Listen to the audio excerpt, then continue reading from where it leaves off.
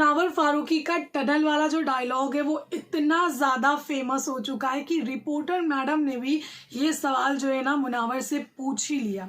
लेकिन सवाल जो है ना कुछ अलग ही तरीके से पूछा है कि टनल का इशारा आप क्यों देते थे।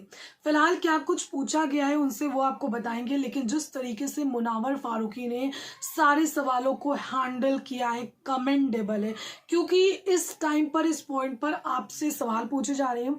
इनफैक्ट आप पर सवालों के थ्रू इल्ज़ाम लगाए जा रहे हैं कि लड़कियों का इस्तेमाल करके आप आगे बढ़े।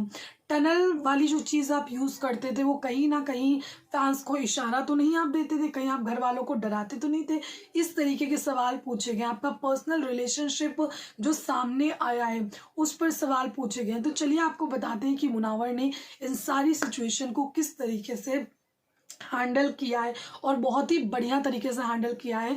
फीफा फूस की जो रिपोर्टर हैं सरिता, वो भी पहुंची और उनका सवाल ये था कि पहले आप जो है ना बहुत शांत थे, उसके बाद आपका गेम भी अच्छा हुआ और फिर आपने इशारा किया कि टनल तक के छोड़ करके आओगे। अब ये जो इशारा था वो फैंस को इशारा था या फिर आप घर वालों को डराते थे। तो मुनावर फारूकी ने इसका जवाब जो है ना बहुत ही औसम तरीके से दिया कि अपन जो है ना कैरेक्टर पर जाते नहीं है और यहाँ पर किसी को मार नहीं सकते। रिवेंज का जो बेस्ट तरीका है तो बेस्ट यही चीज़ हो गई कि आप किसी को बाहर कर सकते हैं। मुनावर फारूकी ने ये सारी चीज़ें बोली और उन्होंने ये भी बोला कि मतलब फैंस को कोई इशारा नहीं था कि टनल तक के छोड़ के आऊँगा। जो लाइन बोली गई है ना वो लाइन एक जज्बात में निकली हुई लाइन है।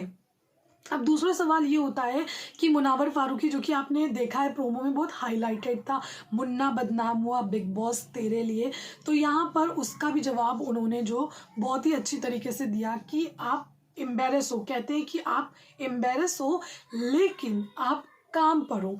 मुझे पता है कि मैं किस स्टेट में था, मैं किस मेंटली सिचुएशन से गुजर रहा था और कहीं ना कहीं इस चीज़ से निकलने के लिए जो मुझे मोटिवेशन मिला वो बिग बॉस का नाम था।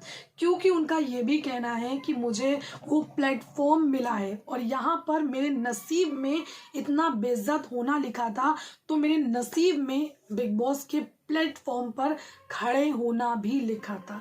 जी हाँ, इस तरीके से उन्होंने इन सारे ही सवालों को हैंडल किया और बहुत ही अच्छी तरीके से उन्होंने जवाब दिया। क्या कहना है आपका, कमेंट करके ज़रूर बताएं। वीडियो अच्छा लगता है तो लाइक करो। Thank you.